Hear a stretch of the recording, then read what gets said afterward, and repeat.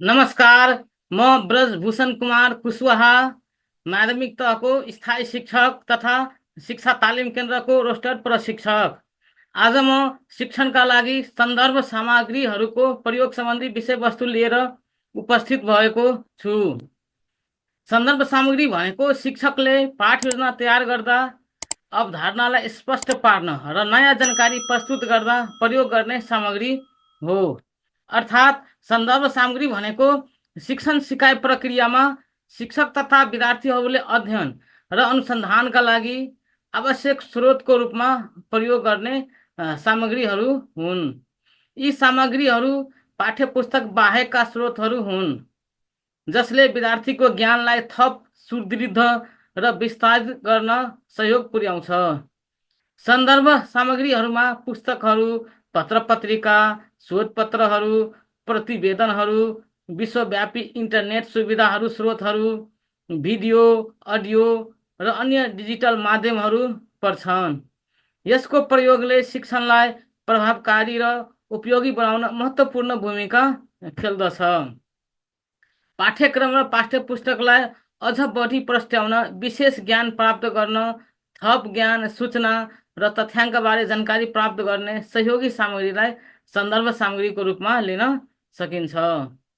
पाठ्यक्रमका सिकाइ उपलब्धि पुरा गराउन तथा पाठ्यपुस्तकमा समावेश गरिएका विषयवस्तुसँग सम्बन्धित विशेष ज्ञान प्राप्त गर्न, थप ज्ञान, सूचना र तथ्याङ्कबारे जानकारी प्राप्त गर्ने सहयोगी सामग्रीलाई पनि सन्दर्भ सामग्रीको रूपमा लिन सकिन्छ। उदाहरणको लागि, विज्ञान विषयमा ऊर्जा सम्बन्धी पाठ पढाउँदा शिक्षकले विज्ञानको कुनै पुस्तक, अनुसन्धान पत्र वा भिडियो सामग्री प्रयोग गर्न सक्छन्। यसले विद्यार्थीलाई पाठ्यक्रमको सीमाभन्दा बाहिर पनि सन्दर्भ दिन्छ र उनीहरूको ज्ञान बढाउँछ। सन्दर्भ सामग्रीको प्रकारहरू अथवा स्रोतहरू के छन्? पुस्तकालय किताबहरू, जस अन्तर्गत पाठ्यक्रमसँग सम्बन्धित थप पुस्तकहरू, अनुसन्धान पत्रहरू पर्छन्। त्यस्तै अनलाइन स्रोतहरू, अनलाइन स्रोत अन्तर्गत वेबसाइटहरू, ब्लग, ई पुस्तकहरू, अनुसन्धान अध्ययनहरू, ओपन सोर्सहरू आदि पर्छन्। शैक्षिक भिडियो र मल्टिमिडिया सामग्री अन्तर्गत युट्युबमा प्राप्त भिडियोहरू, शैक्षिक प्लेटफर्महरूमा उपलब्ध सामग्रीहरू आदि पर्छन्। त्यसै गरी पत्र पत्रिका र जर्नलहरू अन्तर्गत विषयसँग सम्बन्धित विभिन्न म्यागजिन, पत्र पत्रिका, जर्नलहरू पर्छन्। स्थानीय स्रोतहरूमा समुदाय, वातावरण र स्थानीय ज्ञानसँग सम्बन्धित सामग्रीहरू पर्छन्। त्यसै गरी सरकारी तथा गैर सरकारी संस्थाहरूले प्रकाशन गरेका विभिन्न रिपोर्टहरू, अध्ययनका प्रतिवेदनहरू पनि पर्छन्।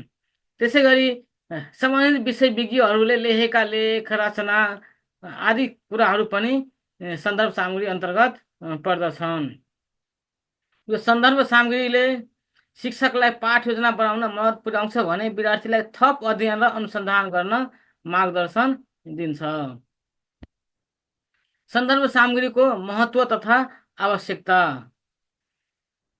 सन्दर्भ सामग्री अन्तर्गत पुस्तकहरू, लेखहरू, पत्र पत्रिका, अनलाइन स्रोतहरू, रिपोर्टहरू र अन्य शैक्षिक साधनहरू पर्छन् जसले पाठ सिकाउन, बुझाउन वा कुनै विषयमा थप जानकारी दिन सहयोग गर्छ। शिक्षणमा सन्दर्भ सामग्रीको प्रयोगले शिक्षणलाई थप प्रभावकारी र समृद्ध बनाउँछ। यसलाई समग्रमा बुदागत रूपमा भन्नुपर्दा विषयको गहराई बुझ्नमा यसले सहयोग गर्छ। सन्दर्भ सामग्रीले शिक्षणका क्रममा विषयको गहिरो जानकारी दिन्छ। आधुनिक जानकारी र प्रविधिको पहुँच, नयाँ शोध, तथ्याङ्क र प्रविधि सम्बन्धी जानकारी समावेश गर्न सन्दर्भ सामग्रीको उपयोगी हुन्छ।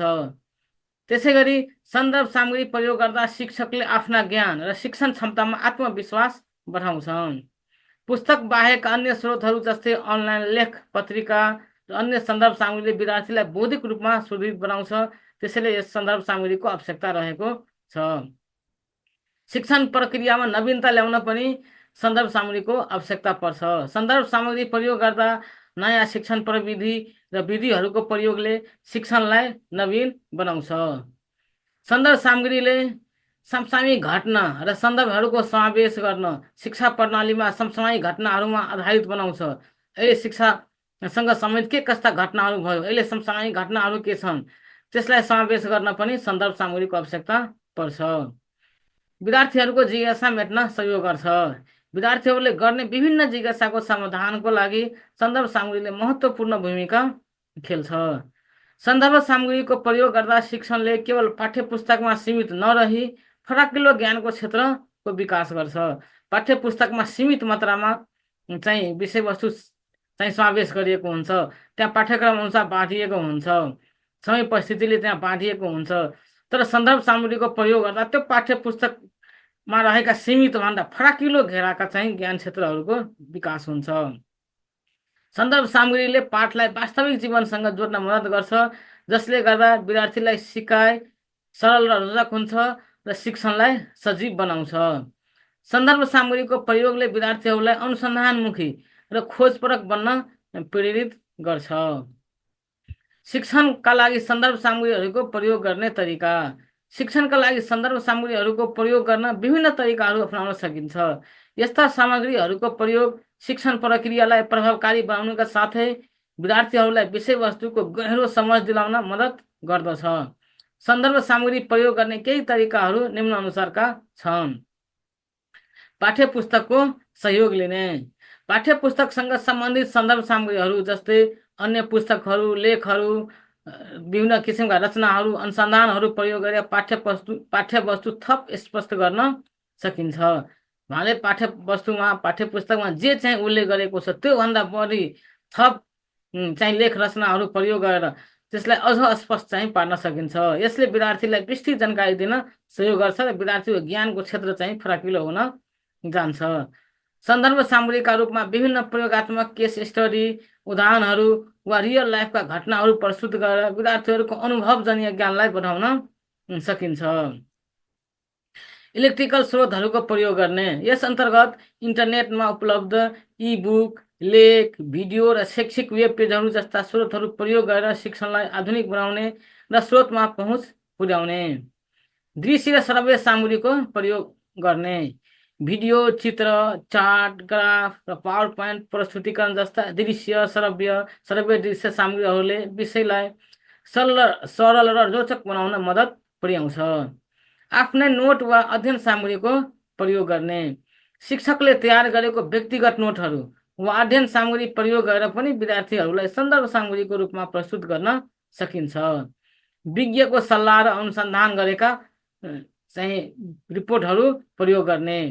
कुनै विशेष विषयमा जानकार व्यक्तिहरूको सल्लाह वा तिनीहरूले गरेको अनुसन्धानलाई सन्दर्भ सामग्रीको रूपमा प्रस्तुत गर्न सकिन्छ, जसले गर्दा विषयमा गहिरो जानकारी दिन सकिन्छ। पुस्तकालयको प्रयोग गर्ने। पुस्तकालयमा भएका विभिन्न सन्दर्भ पुस्तकहरू, जर्नलहरू र प्रकाशनहरू प्रयोग गर्न विद्यार्थीलाई प्रेरित गर्न सकिन्छ, जसले विद्यार्थीहरूको अध्ययन क्षमतामा वृद्धि हुन्छ र शिक्षकको पनि ज्ञानको दायरा फराकिलो हुन जान्छ। सन्दर्भ सामग्रीको प्रयोग गरेर समूह छलफल तथा बहस गर्न सकिन्छ। यसले विद्यार्थीहरूलाई जानकारीको आदान प्रदान गर्ने र विचारशील बनाउने अवसर दिन्छ। विषय अनुसार सन्दर्भ सामग्रीको चयन गर्ने। सन्दर्भ सामग्री चयन गर्दा शिक्षण विषयसँग सम्बन्धित पुस्तक, जर्नल, अनुसन्धान पत्र, भिडियो र अनलाइन स्रोत सामग्रीहरू प्रयोग गर्नुपर्छ। यसले विद्यार्थीलाई विषयको गहिरो बुझ्न मद्दत पुर्याउँछ। उहाँले जुन विषयवस्तु प्रस्तुत गर्नुपर्नेछ त्योसँग सम्बन्धित विभिन्न किसिमका अनलाइनमा चाहिँ भिडियोहरू पाउँछन्, विभिन्न किसिमका स्रोतहरू पाउँछन्, विभिन्न किसिमका अनुसन्धान पत्रहरू, जर्नलहरू, पुस्तकहरू पाउँछन्। एउटै विषयवस्तुसँग सम्बन्धित विभिन्न किसिमका सन्दर्भ सामग्री पाउँछन्। त्यसलाई चाहिँ हामी प्रयोग गर्न सक्छौँ। विद्यार्थीलाई सन्दर्भ सामग्रीको समीक्षा गर्न प्रेरित गर्ने। विद्यार्थीलाई सन्दर्भ सामग्रीको विश्लेषण र समीक्षा गर्न प्रेरित गर्ने। यसले उनीहरूको आलोचनात्मक सोचाइ र अनुसन्धान क्षमताको विकास गर्छ। सन्दर्भ सामग्रीको विकास सम्बन्धी व्यवस्था। उहाँले सन्दर्भ सामग्रीको विकास सम्बन्धी कानुनी व्यवस्था के छन्? पाठ्यक्रम तथा पाठ्य सामग्री विकास तथा वितरण निर्देशिका 2076 को परिच्छेद 3 मा सन्दर्भ सामग्रीको विकास र परिमार्जन सम्बन्धमा देखाएको व्यवस्था गरिएको छ। त्यसको दफा 12 मा सन्दर्भ सामग्रीको विकास सम्बन्धी व्यवस्था गरिएको छ, जस अन्तर्गत पहिलो 1 नम्बरमा पाठ्यक्रम विकास केन्द्रले सिकाइ सहजीकरण प्रक्रियालाई प्रभावकारी बनाउनका लागि देहाई बहुजीवका सन्दर्भ सामग्रीहरू विकास गर्न सक्नेछन् भनेर उल्लेख गरेका छन्। त्यसको कमा दफा 12 को 1 को कमा पाठ्यक्रम कार्यान्वयन सम्बन्धी सामग्री उद्देश्य विषयवस्तु सिकाइ सहजीकरण पाठ्यक्रम विस्तृतीकरण नमुना प्रश्न उत्तर कुञ्जिका आदि छन्। उहाँले यी सामग्रीहरू विकास गरेर प्रयोग गर्न सकिन्छ। त्यसै गरी प्रबोधिकरण सामग्री खमा राखिएको छ। प्रबोधिकरण सामग्रीहरू पनि विकास गर्न सकिन्छ।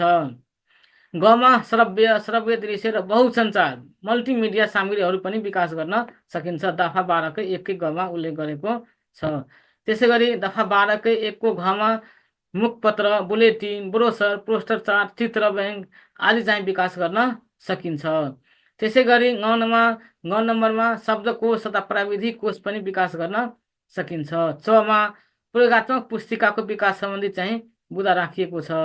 त्यसै गरी कम्प्युटर सफ्टवेयर पनि विकास गर्ने भनेर उल्लेख गरेका छन्। वेबसाइट र विद्युतीय सिकाइ सामग्री। त्यसै गरी झमा अध्ययन तथा अनुसन्धान प्रतिवेदन चाहिँ विकास गर्न सकिन्छ। विद्यार्थी मूल्याङ्कन सम्बन्धी सामग्री चाहिँ निर्माण गर्न सकिन्छ। सिकाइ सहजीकरण सम्बन्ध अन्य सामग्री पनि निर्माण गर्न सकिन्छ। अब दफा 12को 1 सक्यो। अब 2मा उपदफा 1मा जुन यो उपदफा 1 छ त्यसमा उल्लेखित सामग्रीको विकास अध्यावधिक तथा परिमार्जन परिवर्तन र अनुवाद सम्बन्धी कार्यदल कार्यशाला वा विज्ञ सेवा मार्फत गर्न सक्नेछ भनेर उल्लेख गरेका छन्। त्यसै गरी उपदफा 3मा सन्दर्भ सामग्री विकास अध्यावधिक तथा परिमार्जन परिवर्तन र अनुवाद सम्बन्धी अन्य कुरा केन्द्रद्वारा निर्धारण भए अनुसार हुनेछ भनेर उल्लेख गरेका छन्। यसरी माथि उल्लेखित पाठ्यपुस्तक बाहेकका अन्य सामग्रीलाई समग्रमा सन्दर्भ सामग्रीको रूपमा लिन सकिन्छ। सन्दर्भ सामग्रीले अर्थपूर्ण स्रोतपूर्ण र पर्याप्त विषयवस्तुगत ज्ञान सिप प्रदान गर्न सहयोग पुर्याउँदै समग्रमा शिक्षण सिकाइ प्रक्रियालाई प्रभावकारी बनाउन महत्त्वपूर्ण रूपमा सहयोग पुग्दछ। अब दफा यो 12मा उल्लेख थियो। त्यसरी दफा 8मा शैक्षिक सामग्री विकास सम्बन्धी कुरा उल्लेख गरेका छन्। दफा 8कै उपदफा 1मा पाठ्यक्रम विकास केन्द्रले सिकाइ सहजीकरण प्रक्रियालाई प्रभावकारी बनाउनका लागि देहाय बमोजिमका शैक्षणिक सामग्रीहरू विकास गर्न सक्नेछ भनेर उल्लेख गरेका छन्। दफा 8को 1मा। अब उपदफा 1को कमा नमुना पाठ्यपुस्तक चाहिँ विकास गरेर प्रयोग गर्न सकिन्छ भनेका छन्। त्यसै गरी खमा शिक्षक निर्देशिका चाहिँ विकास गर्न सकिन्छ। गमा शिक्षक स्रोत सामग्री। घ शिक्षक हाते पुस्तिका।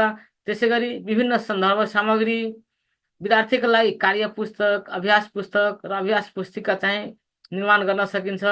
त्यसै गरी सिकाइ सहजीकरणका लागि आवश्यक ठानिएका अन्य शैक्षिक सामग्रीहरू पनि विकास गर्न सकिन्छ भनेर उल्लेख गरेका छन्। त्यसै गरी दफा 8कै उपदफा 2मा नयाँ पाठ्यक्रम विकास वा परिवर्तन भएमा सोका आधारमा नयाँ शैक्षणिक सामग्री विकास गर्नुपर्नेछ भनेर उल्लेख गरेका छन्। अब सन्दर्भ सामग्रीको प्रयोग गर्दा चुनौती के छन् समस्या के आउन सक्छन्। सन्दर्भ सामग्रीको प्रयोग गर्दा धेरै चुनौती आउँछन्। सबभन्दा पहिला सामग्री पत्ता लगाउन समय लाग्ने। पाठ्यवस्तुसँग सम्बन्धित कुन सामग्री छन् कुन सन्दर्भ सामग्री छन् त्यो चाहिँ पत्ता लगाउन खोज्नुपर्ने हुन्छ। विभिन्न किसिमका पाठ्यपुस्तकहरू अध्ययन गर्नुपर्ने हुन्छ। विभिन्न लेख रचना जर्नलहरू अध्ययन गर्नुपर्ने हुन्छ। इमेल इन्टरनेटमा पाइएका सन्दर्भ सामग्रीहरू अध्ययन गर्नुपर्ने हुन्छ जसको लागि पर्याप्त समय चाहिन्छ। त्यो चाहिँ एउटा चुनौतीपूर्ण कार्य हो। विश्वसनीय स्रोत छनौट गर्न कठिनाइ हुन्छ। जस्तो कि अनलाइन सर्च गर्दा धेरै चाहिँ त्यहाँ विषयवस्तुहरू पाउन सकिन्छ। सम्बन्धित पाठसँग धेरै विषयवस्तु पाउन सकिन्छ। त्यसमध्ये विश्वसनीयता कुन हो त्यो छनौट गर्न पनि एउटा कठिनाइपूर्ण कार्य हुन्छ। प्रविधि वा स्रोत सामग्रीको अभाव हुन सक्छन्। अब अनलाइनमा सर्च गर्नु छ भने त्यहाँ प्रविधिको अभाव हुन सक्छन् स्रोत सामग्रीको अभाव हुन सक्छन्। नजिकमा लाइब्रेरीको व्यवस्था छैन भने पाठ्यपुस्तकहरू अन्य सन्दर्भ सामग्रीहरू लेख रचनाहरूको अभाव हुन सक्छन्। आर्थिक सीमा मन्दीले साधन सामग्री उपलब्ध गराउन असम्भव हुन सक्छन्। अब सन्दर्भ सामग्रीहरू प्रयोग गर्न आर्थिक लगानी पनि चाहिन्छ आर्थिक पनि चाहिन्छ। त्यसको सीमा बन्दीले पनि असम्भव हुन सक्छन्। अब विभिन्न लेख रचनाहरू विभिन्न किसिमका जर्नलहरू किनेर मगाउनु पर्ने हुन्छ। त्यसमा पनि पैसा लगानी जान्छन्। त्यसै गरी अनलाइनमा सर्च गर्न पर्ने इमेलको व्यवस्था चाहियो इन्टरनेटहरू चाहिन्छ। अब आइसिटीका सामग्रीहरू चाहिन्छ। त्यहाँनिर आर्थिक बोझ हुन्छ। त्यो चाहिँ एउटा चुनौतीपूर्ण कार्य हो। अब त्यो चुनौतीका समस्याका समाधानका उपाय निःशुल्क अनलाइन स्रोतहरूको उपयोग गर्ने। उहाँले अनलाइनमा केही पेड भर्सन हुन्छन् केही अनपेड फ्री भर्सन पनि हुन्छन्। सकेर हामी निःशुल्क रूपमा उपलब्ध भएका सामग्रीहरूको प्रयोग गर्ने।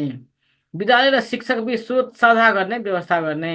र कुनै शिक्षकले केही जर्नलहरू अथवा केही लेख रचनाहरू केही पायो भने अनलाइनमै पायो अथवा हार्ड कपी नै पायो भने त्यो विद्यालयमा चाहिँ साझा गर्ने, जसले गर्दा अन्य शिक्षकलाई पनि सरल हुन्छ र समय समयमा त्यो विद्यालयमा भएको अन्य शिक्षकलाई प्रयोग गर्न सरल हुन्छ। अन्य शिक्षकले पनि त्यसलाई प्रयोग गर्न सक्छन्, विद्यालय आफ्नो आवश्यकता अनुसार त्यसको प्रयोग गर्न सक्छन्। सकभर स्थानीय सामग्रीको सिर्जना गर्ने र त्यसकै प्रयोग गर्न चाहिँ प्रोत्साहन गर्नुपर्छ, जसले गर्दा स्थानीय लेभलकै सामग्रीहरू सिर्जना हुन्छ र त्यसकै प्रयोग गर्न अलिक सजिलो हुन्छ। साना साधन सामग्री आफै निर्माण गर्ने तालिम चाहिँ सञ्चालन गर्नुपर्छ र तालिम लिनुपर्छ। निष्कर्ष, शिक्षणका लागि सन्दर्भ र स्रोत सामग्रीहरूको प्रयोग शिक्षण प्रक्रियालाई प्रभावकारी बनाउन महत्त्वपूर्ण मानिन्छ। सन्दर्भ र स्रोत सामग्री शिक्षणलाई वास्तविक, व्यावहारिक र विद्यार्थीमुखी बनाउनमा मद्दत गर्छन्। सन्दर्भ र स्रोत सामग्रीको सही सृजनात्मक प्रयोगले शिक्षण प्रक्रियालाई रोचक, व्यावहारिक र प्रभावकारी बनाउन महत्त्वपूर्ण भूमिका खेल्दछ। शिक्षणका लागि उपलब्ध स्रोतहरूको अधिकतम उपयोग गर्नु भनेको शिक्षक र विद्यार्थी दुवैको लागि सफलता सुनिश्चित गर्नु हो। यो भिडियो यदि तपाईँहरूलाई मन परेको छ भने भिडियोलाई लाइक गर्नुहोला र कमेन्ट पनि गर्नुहोला। मेरो च्यानलमा यदि नयाँ हुनुहुन्छ भने च्यानललाई सब्सक्राइब गर्न नभुल्नुहोला। हवस् त, नमस्कार, धन्यवाद।